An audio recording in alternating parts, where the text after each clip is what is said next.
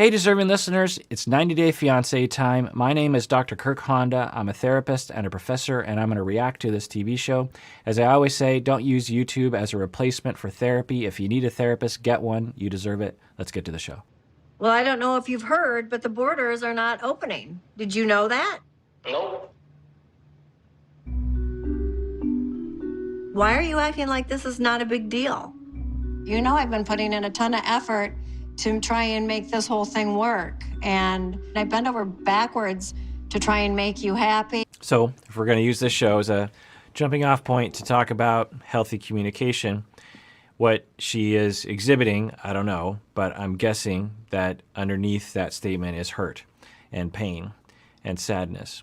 That she is sad that she can't see Ryan because the COVID protocols are causing the border to be shut down for a longer period of time.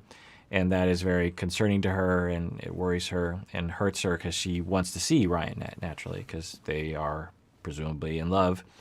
And she wants him to also be upset about that, because if he's upset about the border closing, then that shows that he also wants to see her. And by him not exhibiting any kind of distress to her, that hurts her feelings. Totally rational. How do you communicate that? Well, the way she's doing it is to put him down and criticize him, which is a layered response. So at the base level is hurt and pain. Ouch.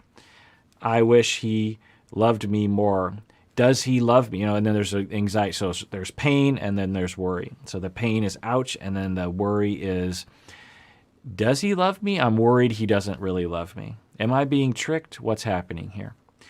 And if you express that, that's very vulnerable. And if you've had a life of relational traumas that taught you you can't trust other people, or you should shame yourself for weak feelings, then you transfer that into anger because, for whatever reason, anger in our society is more acceptable and less weak.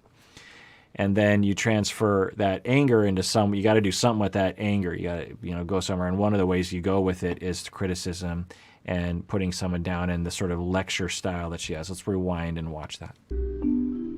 Why are you acting like this is not a big deal? You know I've been putting in a ton of effort to try and make this whole thing work. And I bent over backwards to try and make you happy and, give you what you need, whether it be new clothes or help with rent.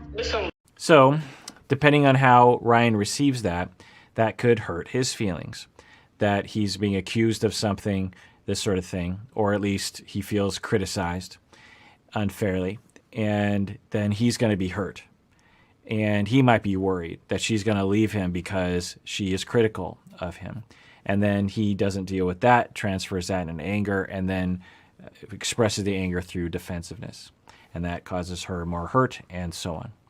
And I don't know. Now, we have a major question at play here. Does Ryan actually have feelings for Stephanie? The show hasn't exhibited much information along those lines, and so maybe Stephanie is barking up the wrong tree here.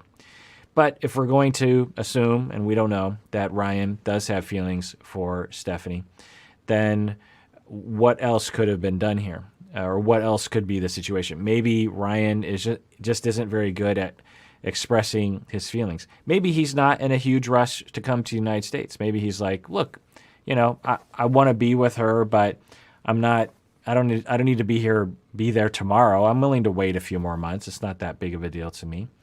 I certainly want to see her, but we have a lot of time, and there's the border and all that kind of stuff. Anyway, I don't know.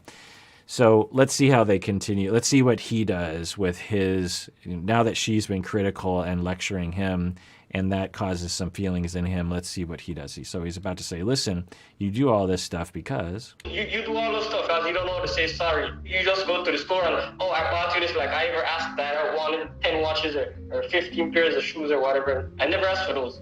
He's focusing in, and people do this, he's focusing in on one aspect of what she was talking about. She was talking about a few different things, but the thing that he pulled out of what she was saying was the criticism of, look at all the stuff I do for you and you don't repay me back. And he is saying, look, you get me a lot of things. I never asked for those things. You get me things and then you guilt trip me into controlling me. So maybe we're hearing something here from Ryan. Who knows? But Ryan is saying that there might be a pattern of Stephanie buying things for him, doing things for him, and expecting something in return, which, if that's true, yikes. I told you last time we were in a huge fight, I told you I was sorry. I buy you those things because I know they make you happy. You know what makes me happy? When I'm making my own money, when I'm working. That keeps me going. Oh, no. Oh, no. Oh, no. Because he doesn't know that she is the one that's paying his salary.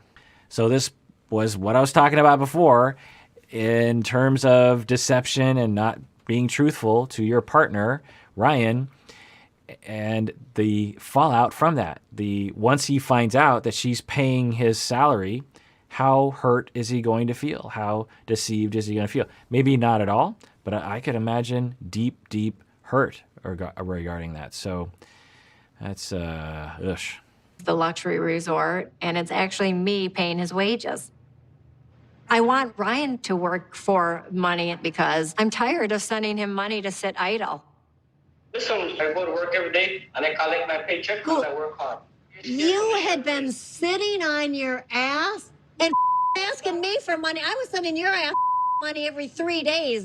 Whoa, okay. So we haven't seen them have a conversation, but maybe once, and it was very brief. This is looking real toxic, real fast. The amount of anger and hostility between these two. Now, we've heard about their relationship over the last number of years, I believe, with a lot of cheating and a lot of fighting and breaking up. So I guess it stands to reason that they would have some hostility. But for some reason, I just thought Stephanie seems like a nice person. And yet, here we are. So it's better you drop it. You know, we're down to the wire, and I'm so tired. I'm ready to throw in the towel. And you need to think about if you really want this. You need to think about it, not me. So they're both talking about breaking up with each other.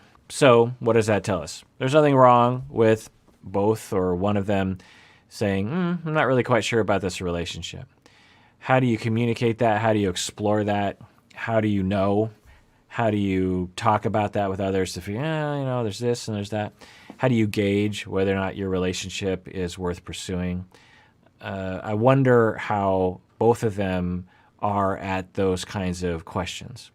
Because when Stephanie talks away from these kinds of conversations, she's like, everything is great, everything is wonderful. And then she talks about these other things and you're thinking, whoa, really? Everything is great and everything is wonderful?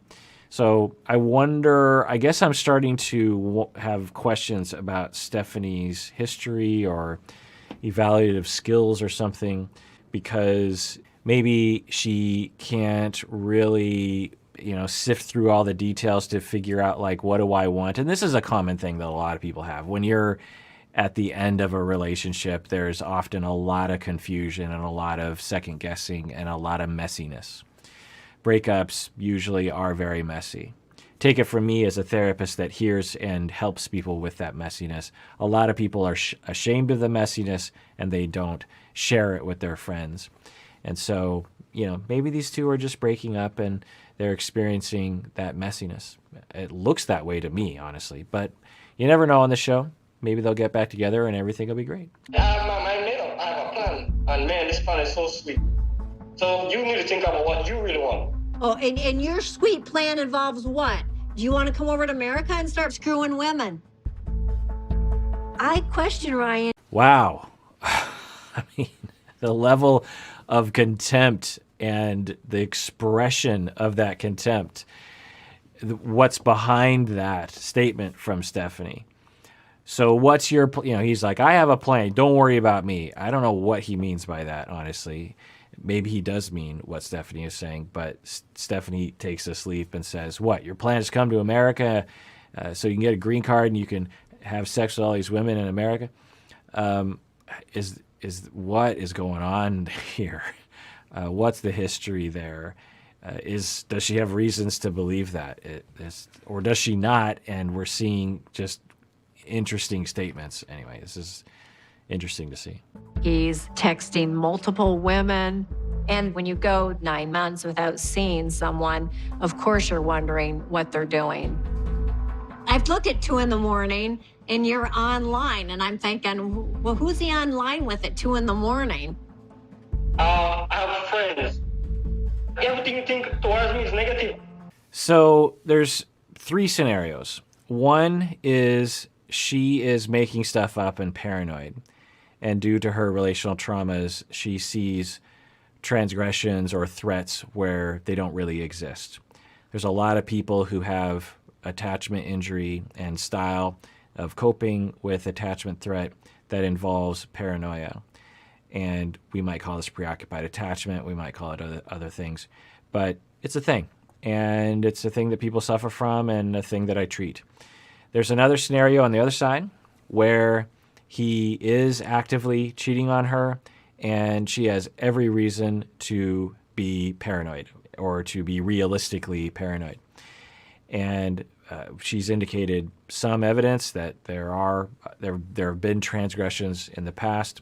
We haven't heard his side of the story. So it's possible that she's completely valid in her statements here, or something in the middle, or a combination of both. I don't know yet, but what I do know is that these two are, if they want to be in a relationship, which it seems like they do, at least partially, then this is not how you talk to each other to build trust, love, bonding, and goodwill. They are hurt and worried, I'm guessing, deep down, and they're expressing it through this anger and contempt and triggering each other and just causing more problems. So that makes me sad to see. But now you're basically saying you want to come over here for a little joyride. You didn't say one thing about me. You just said you'd like to come see America. At first, I was excited about coming to the States with you, but now I'm not dying to go over the States, especially with someone. Oh, so now you're telling me I'm crazy. You're far past that, dear. So from Ryan's perspective, what would be a more healthy way of communicating that? It would be something like this. So, Stephanie, I get that you think I'm cheating on you. So this is all on the assumption that he's not cheating on her. Stephanie, I get that you think that I'm cheating on you, and I know that things have happened in the past that would make you think that. And that's understandable. But I'm here to tell you I'm not. I don't know how to convince you of that. I guess you could look at my phone maybe and see that I haven't texted anybody. But I'm not cheating on you, and I don't know what to tell you. You're not here. You can't be here to check on me. And you call me and text me a lot, which, by the way, is another preoccupied thing to do. Not necessarily, but it's a red flag. And you call me and text me a lot, but I'm working a lot. And frankly, there are times when I just don't want to talk to you because I'm kind of busy. And even though I see you calling, I'm just like, I'm doing this and that, and I just don't want to really get into it with you. And so I'm worried you're going to yell at me, frankly. And so sometimes, yeah, I do avoid your phone calls and your texts. But I do care about you. I do love you. And I just wish you could trust me. But I don't know what to do here. So you hear from that standpoint, I'm not being hostile. I'm not putting her down. I'm not being nonchalant. I'm not being a tough guy, because he seems to be putting up walls. I'm not insulting her. But I'm saying I'm stuck. I don't know what to do. You're accusing me of things that I can't prove that I'm not doing. And I don't know what to do. All I can do is tell you that I'm not doing it. And if he said that, I wonder if Stephanie, that would help. Now, there's this other part here, which Stephanie is looking for evidence that Ryan actually likes her. The question in Stephanie's mind right now is, does Ryan like me? Do you like me? Do you want to come here for me? But she's not bidding for those kinds of messages in a way that is helpful. As I was saying earlier, she is getting angry and accusing, oh, fine, I'm just a joyride, instead of, hey, so I don't know how we got here, but I'm feeling like you don't really care about me. And if you do care about me, if you do love me, can you just tell me, because I'm really kind of scared and hurt right now. I want to get out of this critical fight, and I guess deep down what I'm looking for is just some validation. Can you please do that? And then he would need to rise to the occasion and meet her and validate her and tell her that he loves her, if he does. But they're not doing that. It's a very common scenario on the show. And frankly, it's a very common thing that people do, not on a reality TV show. And that's why, as a couples therapist, I will always have a job, which makes me sad because so many people are hurting each other on a daily basis. Far past crazy? I mean, how up is that? Well, you know, if you don't want to come here, you let me know. I can call the embassy tomorrow and cancel everything. It's on your hands. Go ahead. I'm not stopping no one from doing anything. You're the boss. You make the decision. You call the big shots on the calls. You go ahead. I will say that his sort of overall message is a little interesting in that he is not saying, I love you and I want to be with you, but he's also not saying, I don't want to be with you. He's saying, it's in your hands. You make the call. Look, I'll live with you. I'll live without you. It's your decision. I wonder what that's about. Does he love her? Does he want to be with her? You know, if we end the call and pull him aside and say, hey, do you love her? Let's say we could fix your relationship. Do you want to be with her? I don't know what he would say. Maybe he'd say, yeah, nah, I've been kind of over it for a while. And when we talk, it's fighting all the time. Or would he say, no, I absolutely do want to be with her, but I'm just sick and tired of all the accusations, and I want her to change that. And this is my way of trying to tell her, look, you have to make a decision. If you're going to be with me, then you have to stop this nonsense of accusations that don't make any sense. It's kind of an interesting communication style. And the fact that we haven't seen much from him yet on this show. And so at least I don't have a good gauge of where he's at.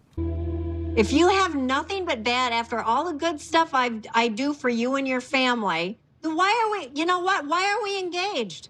So that's the thing she said repeatedly here is, after all the things I've done for you and your family, which I'm guessing means after all the money I've sent, which is a big yikes. As we can sometimes do, let's change the gender. It's not an exact analogy, but just as a thought exercise. So you have Big Ed, for example, yelling at Rose, and Rose is Big Ed's accusing, and Rose is like, hey, why are you yelling at me all the time? I don't like this. And, you have to back off. And then Big Ed says, after all the things that I've done for you and your family, and you're going to treat me like this.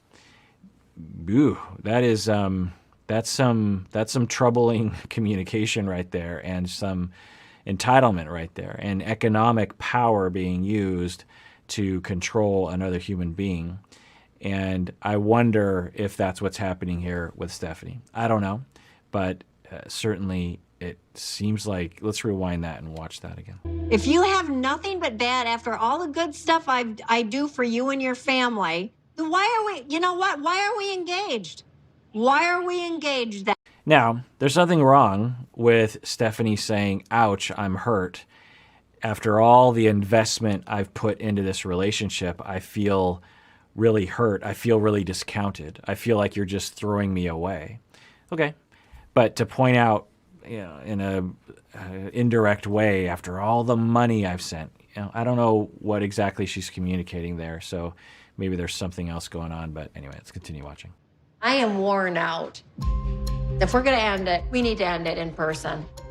Or we decide we're going to hang tough till this coronavirus is over, and he'll come here and we'll give it a shot for 90 days. I don't know, but she seems intoxicated sometimes. I don't know if it's just the accent or what, but she seems sometimes a little, intoxicated. Now, there's nothing wrong with having a couple glasses of wine at night, but she frequently seems that way. Who knows? Maybe it's just me reading into things. There's nothing wrong with being mildly intoxicated every now and then. Certainly a lot of people do it, but it's just an observation. But the other thing here that she just said, which I have to question, and if I were her therapist, I would want to go down this road therapeutically.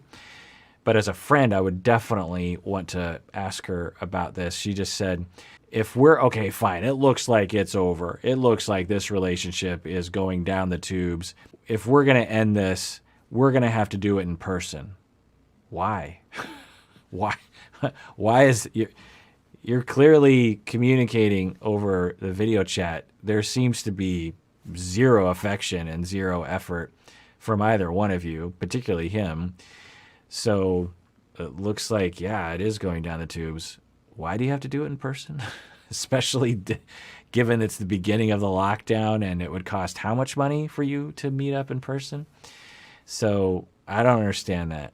Now, I'm guessing that's content for the TV show, but as a friend of Stephanie, I would say, wait. How do you feel? Do you feel the relationship is going well? How would you know if the relationship was going well? How would you know if it's not going well? Let's problem solve here. What sometimes people will do who have relational traumas is they have a harder time sifting through that between knowing whether a relationship is worth saving or not. Sometimes, and there's a lot of different scenarios, but sometimes it's because your life when you were growing up was so chaotic. And now I'm remembering, right, Stephanie had a father that was abusive, I believe. And so when you are modeled very chaotic relationships where people don't really take care of each other and there's a lot of hostility, then it skews your normalcy for a relationship, meaning that a relationship with a lot of chaos and conflict, you don't, because all relationships have a little bit of chaos. All relationships have a little bit of conflict. So what's the difference between the normal level of conflict and the abnormal or the concerning level of conflict? Well, if you were shown a high level of conflict throughout your childhood, then it's harder to know. It's hard to know, like, where am I in this spectrum? Am I really in the bad zone? Am I in the middle? What's going on? That's just one of the things that could happen. But I wonder if Stephanie has a hard time with that, because anyone watching this would say, so why are you two in a relationship? You seem to have high contempt. Now, I have treated couples who have deep connection and deep love who absolutely talk like this to each other and worse. And they come in and we work on their relationship and they get better and they stay married forever after. They ride off into the sunset. And occasionally have to come back and talk with me, which is the nature of couples therapy. It tends to be something that you never really give up. You have to have tune-ups every now and then. Anyway, so I'm not saying it's impossible, but it certainly doesn't seem to have a very good foundation. One of the hallmarks that John Gottman found that is a high predictor of future breakups is contempt. Whenever people exhibit contempt for their partner, even think contemptuous thoughts toward their partner, then that's highly predictive of the relationship ending in the future. And the two of them have certainly exhibited a lot of contempt towards each other. And it makes sense, right? For example, in a relationship without contempt, you'll have conflict, you'll have some disagreements, but you don't generalize it to, it's because she is such a B word, or he is an uncaring, horrible person. Once you go to that conclusion, then you have now painted that person in a contemptuous way, and it's hard to turn back to love from that. It can be done for sure, but if you stay in that zone, love and motivation to stay together diminishes over time, right? And then whenever they bother you, that contempt just rises to the surface. And so for relationships that are likely to last a long time, what happens when you hit a speed bump, you say, well, I didn't like that, and they have that issue that I don't like, but it doesn't cross that line into, he's doing this because he's a horrible person, or he's doing this because he doesn't care about me. He's an uncaring person. He is a selfish person. She is a drama queen who only cares about herself. whatever, these kinds of contemptuous conclusions that you take will over time become more and more attractive as an explanatory narrative for the troubles you're going through. And obviously that kind of narrative will interfere with love and motivation. Anyway, they seem to have a lot of conflict or a lot of contempt for each other. So who knows? Maybe they'll get a therapist and then that therapist will help them. But we're not getting along at all. So he and I need to see each other or this relationship just isn't going to work. All right. All right, what? Good night. Good night. Again, I don't understand that perspective. We need to see each other or this relationship isn't going to work. It looks like it's not working already. What is it about seeing each other is going to solve the contempt and the way the two of you talk to each other? I just can't imagine that changing.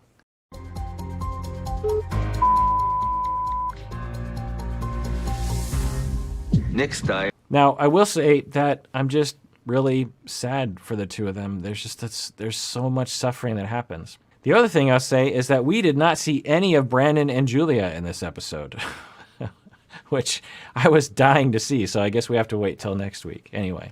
All right. Well, that does it for that episode of Psychology in Seattle. Everyone out there, please take care of yourself because you deserve it. You really, really do.